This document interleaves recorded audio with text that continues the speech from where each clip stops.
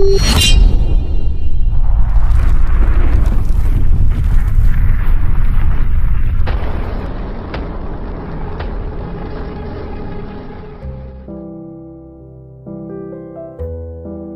dipaksa oleh ibuku untuk menikahi seorang pengemis. Seminggu setelah pernikahan aku terkejut ternyata pengemis itu namaku Alia. Sejak kecil aku tumbuh dalam keluarga terpandang di kota ini.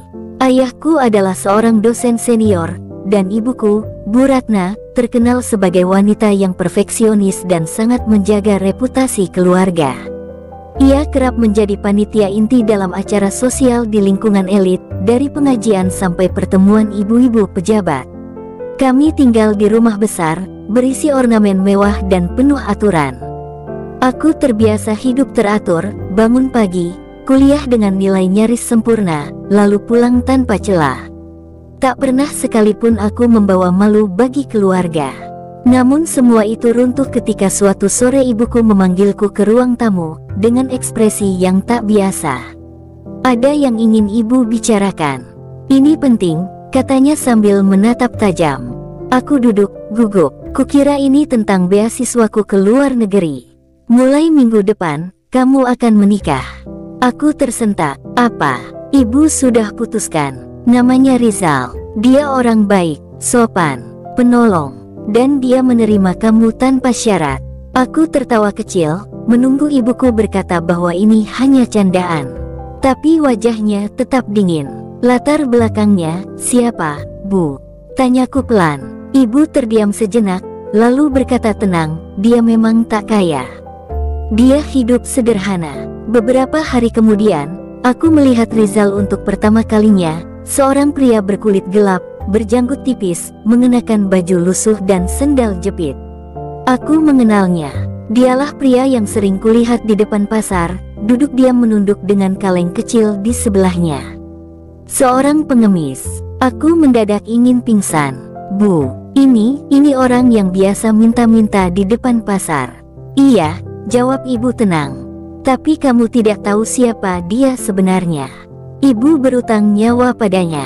Aku memandang ibuku, tak percaya. Bagaimana bisa wanita yang begitu menjunjung tinggi gengsi ini, memaksaku menikah dengan pria seperti itu?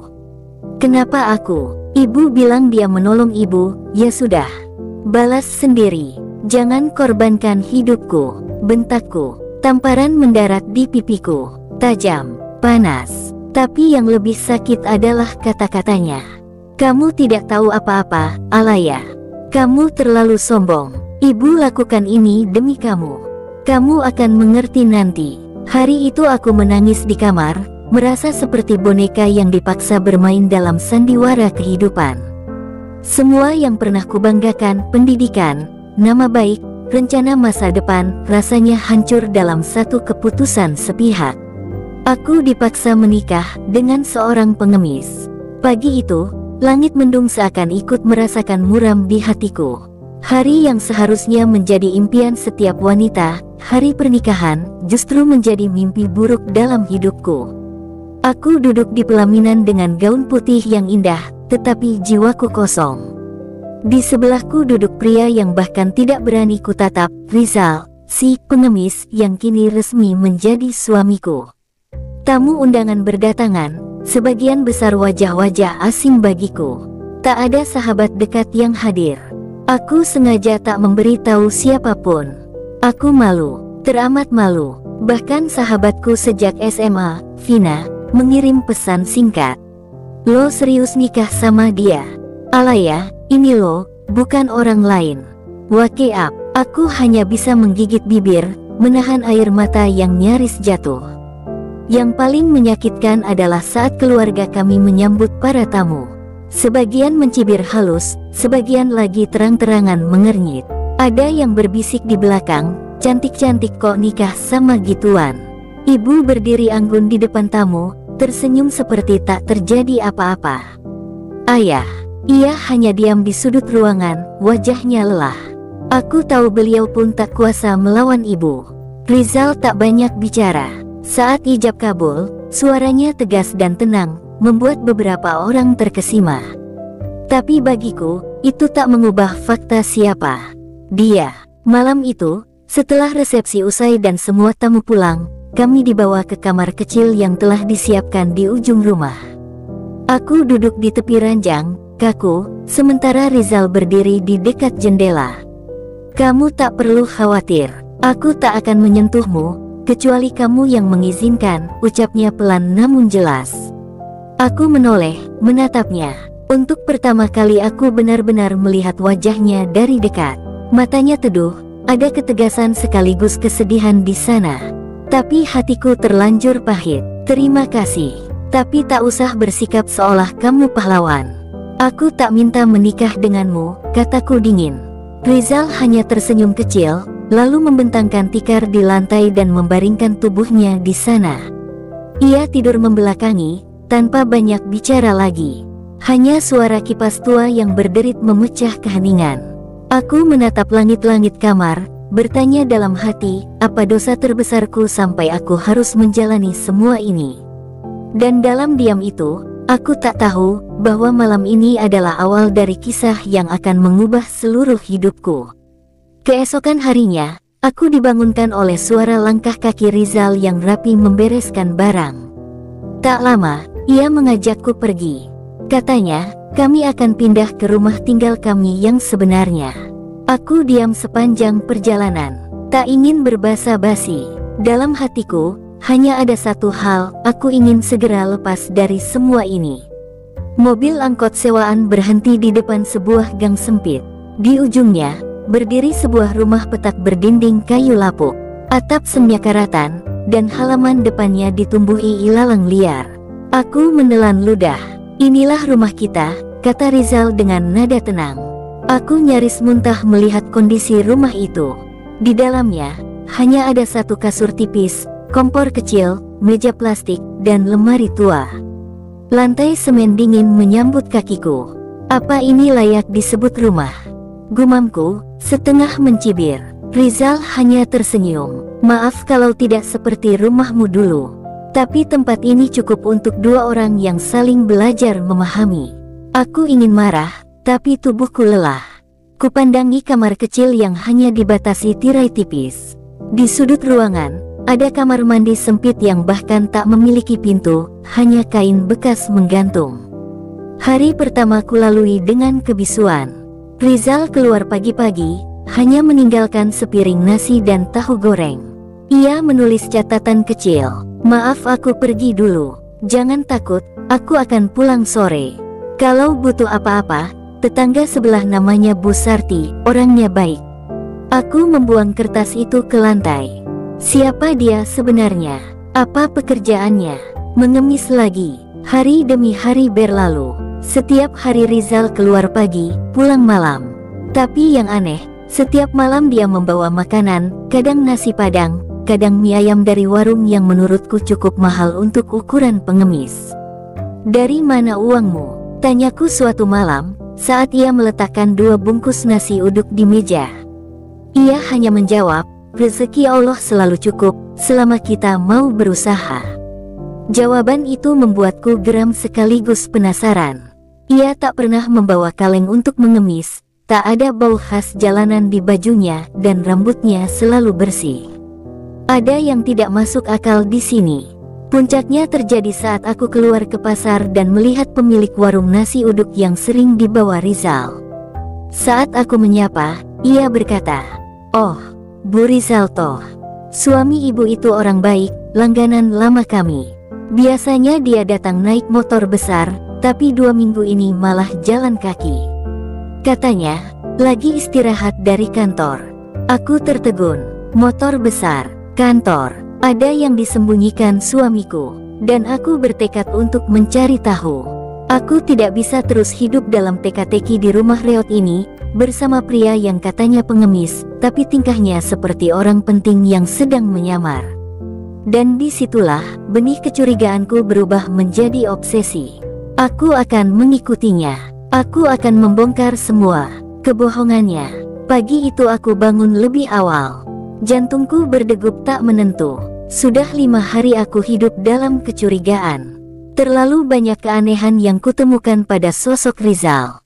Bukan hanya soal makanan mahal atau aroma tubuhnya yang selalu wangi, tapi caranya berbicara, berjalan, bahkan menatapku. Itu bukan cara seorang pengemis memandang dunia. Saat Rizal berpamitan keluar rumah seperti biasa, aku pura-pura tidur. Tapi begitu suara langkahnya menghilang, aku bangkit, mengganti baju, dan membuntutinya dari jauh. Ia berjalan menyusuri gang sempit, lalu menyeberang jalan besar. Sekitar 200 meter dari gang rumah kami, sebuah mobil hitam mengilap berhenti di depannya. Mobil itu, mobil mewah. Dari balik pohon, aku mengintip. Seorang pria berjas hitam keluar dari mobil dan membukakan pintu untuk Rizal. Rizal masuk ke kursi belakang dengan tenang, seolah itu hal biasa. Aku tercekat. Dengan nekat, aku memanggil ojek online dan menyuruh pengemudi mengikuti mobil itu dari jarak jauh. Perasaanku campur aduk, marah, bingung, penasaran, takut. Mobil itu berhenti di sebuah gedung tinggi bergaya modern di pusat kota. Aku mengenal bangunan itu, kantor utama PT Nirwana Group, salah satu perusahaan properti terbesar di Indonesia. Dari kejauhan, aku melihat Rizal turun dari mobil. Pakaian lusuhnya telah diganti menjadi kemeja putih bersih dan celana bahan mahal. Sepatunya mengilap, jam tangannya bukan lagi murahan, tapi terlihat seperti arloji eksklusif. Kemudian terjadi hal yang membuat kakiku lemas. Dua orang petinggi perusahaan menyambutnya dengan menunduk hormat. Mereka memanggilnya Pak Rizal. Aku menyandarkan tubuh ke tiang listrik. Dunia rasanya berputar. Selama ini, aku tidur sekamar dengan seorang CEO. Saat aku pulang ke rumah petak malam itu, Rizal sudah di dalam. Ia kembali berpakaian lusuh, duduk di lantai dengan senyum ramah seperti biasa. Tapi aku tidak bisa lagi menahan gejolak di dalam dada. "Kamu bukan pengemis, kan?" tanyaku tajam. Rizal diam. "Aku lihat kamu masuk ke kantor PT Nirwana. Kamu dijemput mobil mewah. Kamu punya bawahan. Kamu bukan orang biasa." Rizal menatapku lekat-lekat, lalu menarik napas panjang. "Akhirnya kamu tahu juga." Hening sesaat. Aku menunggu penjelasan, tapi hatiku penuh amarah. "Kenapa kamu berpura-pura? Kenapa menyamar jadi pengemis? Buat apa semua ini?" Rizal tak langsung menjawab. Ia menatapku dalam-dalam, lalu berkata pelan, "Karena aku mencari seseorang yang mencintaiku tanpa melihat hartaku. Dan karena ibumu yang memintaku melakukannya." "Ibuku?" Darahku berdesir. Apa maksudnya? Kenapa ibuku terlibat dalam sandiwara gila ini? Rizal menunduk, lalu berkata, "Besok, datanglah ke rumah ibumu. Minta dia bercerita tentang siapa aku sebenarnya. Tentang kenapa kamu dipaksa menikah denganku." Malam itu aku tak bisa tidur. Pikiranku penuh dengan tanda tanya. Tapi satu hal yang pasti, dunia ini tidak seperti yang selama ini kupikirkan. Pagi itu, aku berdiri di depan rumah besar tempatku tumbuh, rumah ibuku. Tapi kali ini bukan sebagai anak yang pulang membawa prestasi, melainkan sebagai istri dari pria yang selama ini kusebut pengemis. Kakiku berat melangkah, tapi aku harus tahu. Ibu menyambutku dengan tatapan dingin seperti biasa. Ia duduk di kursi rotan favoritnya di ruang tamu, memutar cangkir teh tanpa bicara. "Aku tahu siapa Rizal sebenarnya," kataku to the point. Ibu mengangkat alis, tak tampak terkejut.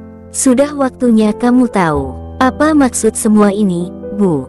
Kenapa aku harus menikah dengan dia? Kenapa ibu, yang begitu menjunjung tinggi status sosial, memaksaku menikah dengan pria yang ibu sendiri tahu bukan orang biasa?" Ibu meletakkan cangkir dengan tenang, lalu menghela napas panjang. Untuk pertama kalinya, aku melihatnya tampak rapuh. 5 tahun lalu, ayahmu mengalami kecelakaan mobil. Kami hampir bangkrut. Semua aset nyaris disita bank. Sahabat ayahmu, teman kuliahnya dulu, datang dan menawarkan bantuan. Dia adalah ayah Rizal. Aku terpaku. Mereka membantu membayar seluruh utang, menyelamatkan perusahaan ayahmu. Tapi dengan satu syarat, kamu harus menikah dengan putranya, Rizal. Apa? Jadi aku dijadikan jaminan hutang? Bukan begitu, Alaya, ibu membentak, tapi air matanya menetes.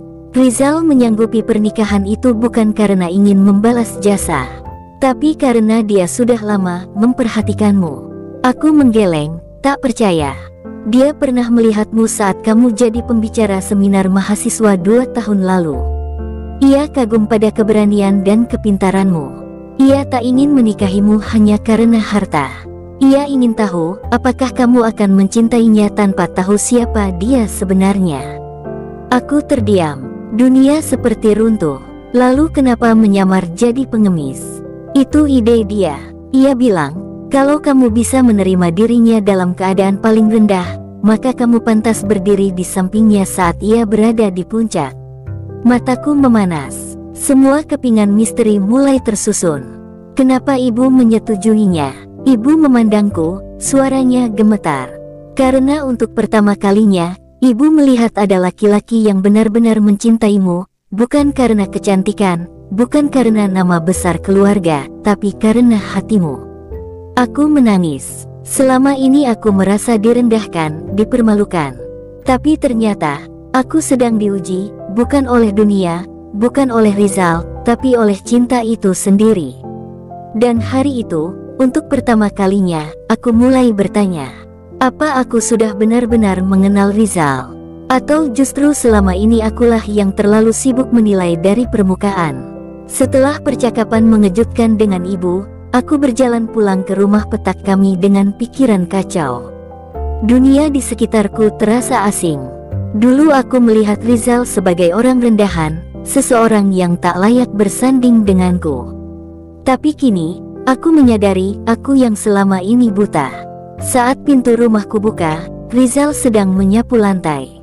Ia menyambutku dengan senyum tulus seperti biasa, seolah tak terjadi apa-apa. Tapi kini, senyum itu menyesakkan. Aku sudah bicara dengan ibu, kataku pelan. Ia berhenti menyapu. Wajahnya tetap tenang. Dan kamu marah. Aku menggeleng. Tidak tahu. Aku bingung. Tapi, yang jelas, aku malu. Bukan pada orang lain, tapi pada diriku sendiri. Aku duduk di kursi plastik usang itu, menunduk. Selama ini aku memperlakukanmu seperti bukan manusia. Padahal kamu adalah laki-laki yang justru paling tulus. Rizal duduk di lantai, menatapku dalam. Aku tidak menuntut kamu mencintaiku, Alaya. Aku hanya ingin kamu tahu bahwa di dunia ini, tidak semua cinta harus lahir dari kemewahan dan kesempurnaan. Kadang, cinta itu tumbuh dari luka dan penerimaan. Aku menangis, tanpa suara.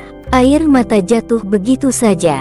Kamu tahu, Rizal, kamu bisa saja datang dengan setelan jas dan mobil mewah. Aku pasti akan langsung tertarik. Tapi kamu memilih jalan yang paling menyakitkan, hanya untuk memastikan bahwa aku adalah perempuan yang tidak melihatmu hanya dari kulit luar. Ia tersenyum. Karena aku tidak butuh istri yang hanya mencintai harta. Aku butuh partner hidup yang bisa bertahan denganku saat semuanya hancur. Aku menatapnya dalam diam. Untuk pertama kalinya, hatiku bergetar karena kebaikan, bukan karena romansa picisan. Hari-hari setelahnya, segalanya berubah. Aku mulai memperhatikan Rizal lebih dalam. Ia bangun sebelum subuh untuk salat dan membaca Al-Quran. Ia tidak pernah sekalipun marah walau aku sempat menyakitinya dengan kata-kata tajam. Ia bahkan mencuci bajuku tanpa diminta. Aku mulai menyadari, dalam keheningan, dalam kesederhanaan rumah kami, aku menemukan sesuatu yang tak pernah kudapatkan di rumah ibuku. Ketenangan. Dan di titik itu, aku mulai takut kehilangan. Karena sekarang, justru aku yang merasa tak pantas untuk Rizal. Malam itu, hujan turun deras. Di luar, suara petir menyambar. Tapi di dalam rumah petak kami, ada keheningan yang justru membuat hati lebih gaduh. Aku duduk di hadapan Rizal, menatap matanya. Sudah seminggu sejak aku tahu siapa dia sebenarnya, dan dalam waktu sesingkat itu, hatiku berubah. Tidak hanya belajar menerima, tapi mulai mencintai. Bukan karena kekayaannya, tapi karena keikhlasannya. Aku ingin tahu segalanya, kataku akhirnya. Siapa kamu sebenarnya? di luar semua penyamaran ini. Rizal mengangguk pelan. Aku akan cerita. Ia mengambil kotak kayu kecil dari dalam lemari tua, dan dari dalamnya ia keluarkan beberapa foto dan dokumen. Aku melihat foto dirinya berdiri di depan gedung tinggi dengan papan nama PT Nirwana Properti Indonesia. Perusahaan ini milik keluargaku, katanya. Tapi sejak lulus kuliah, aku menolak duduk manis di kantor. Aku lebih suka turun ke lapangan, bergaul dengan pekerja, menyamar sebagai teknisi, kuli, bahkan pengemis. Kenapa? Tanyaku pelan. Karena aku ingin memahami dunia dari bawah. Dunia tempat mayoritas orang hidup dalam keterbatasan. Bagiku, menjadi pemimpin bukan soal duduk di ruangan ber-AC, tapi soal tahu rasa lapar, tahu sulitnya mencari makan, tahu bagaimana rasanya dianggap rendah. Aku menahan napas. Tiba-tiba, semua tindakannya menjadi masuk akal. Dan kamu, lanjutnya, adalah ujian paling besar dalam hidupku. Karena aku tahu, jika aku bisa membuatmu bertahan dalam peran palsuku, maka aku telah menemukan seseorang yang bisa mendampingi seluruh perjalananku. Aku menunduk, tapi aku gagal di awal. Rizal tersenyum lembut. Tidak, kamu manusia. Kamu sedang diuji. Dan kamu berubah.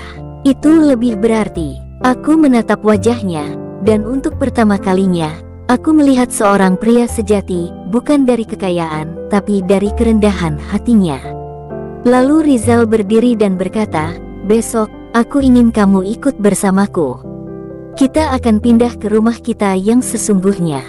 Tapi sebelum itu, kamu harus siap untuk dunia yang berbeda. Dunia yang mungkin membuatmu kembali goyah. Karena setelah semua ini terungkap, kamu bukan hanya istri Rizal, tapi juga calon istri CEO dari salah satu perusahaan properti terbesar di negeri ini. Aku menatapnya, lalu menjawab mantap. Selama kamu tetap jadi laki-laki yang sederhana seperti ini, aku siap jadi istrimu dalam dunia manapun. Dan malam itu, di rumah petak yang hampir roboh, aku justru merasa paling kaya dalam hidupku. Matahari pagi bersinar hangat saat Rizal menggandeng tanganku menaiki mobil hitam elegan yang selama ini hanya kulihat dari kejauhan. Tak ada lagi keraguan dalam hatiku. Aku tidak sedang naik mobil mewah sebagai penumpang, tapi sebagai seorang istri yang akhirnya mengenal kebenaran suaminya. Perjalanan terasa tenang, meski dalam diriku badai perasaan masih berputar. Hingga mobil berhenti di depan sebuah rumah megah berarsitektur modern minimalis, dijaga dua satpam berseragam, lengkap dengan gerbang otomatis yang terbuka perlahan menyambut kami. Aku terpaku. Inilah rumah kita yang sebenarnya, kata Rizal, menatapku lembut. Bukan kemewahannya yang membuatku terdiam, tapi kenyataan bahwa selama ini aku telah tinggal dengan raja dalam gubuk sederhana, dan ia tak pernah sekalipun mengeluh. Kami masuk ke dalam rumah. Beberapa pelayan membungkuk memberi salam. Di ruang tamu, sudah menunggu orang tua Rizal, ayahnya, pria tenang dan bersahaja, dan ibunya yang anggun serta penuh kehangatan. Mereka menyambutku seperti keluarga. Kami tahu kamu sempat membenci keadaan ini, kata ayah Rizal, tapi kamu bertahan, dan itu sudah cukup membuktikan bahwa kamu memang pantas mendampingi anak kami. Aku menunduk penuh, haru, tak bisa berkata-kata. Seminggu berlalu, kini aku hidup dalam dua dunia, sebagai istri seorang pemimpin perusahaan, dan sebagai perempuan biasa yang tetap mencuci baju suaminya dengan tangan sendiri. Namun di setiap langkahku, aku berjanji untuk tidak pernah melupakan pelajaran besar yang telah kuterima. Bahwa cinta sejati tidak dilihat dari seberapa megah rumah kita, seberapa mahal pakaian kita, atau seberapa tinggi jabatan kita. Tapi seberapa rendah kita bisa merendahkan hati demi memahami dan menerima satu sama lain. Rizal tetap sama. Ia masih menyeduh teh pagiku sendiri. Masih mencium keningku sebelum berangkat. Dan masih bilang, kalau nanti aku jatuh miskin, kamu masih mau ikut aku tidur di rumah petak itu lagi. Aku tersenyum dan menjawab, asal kamu yang di sampingku, aku bahkan rela tidur di kolong jembatan. Dan begitulah, aku Alaya, Perempuan yang dulunya dipaksa menikah dengan pengemis, kini menjadi istri dari seorang raja yang menyamar. Tapi yang paling kuingat bukanlah mahkotanya, melainkan hatinya yang tak pernah berubah, bahkan saat dunia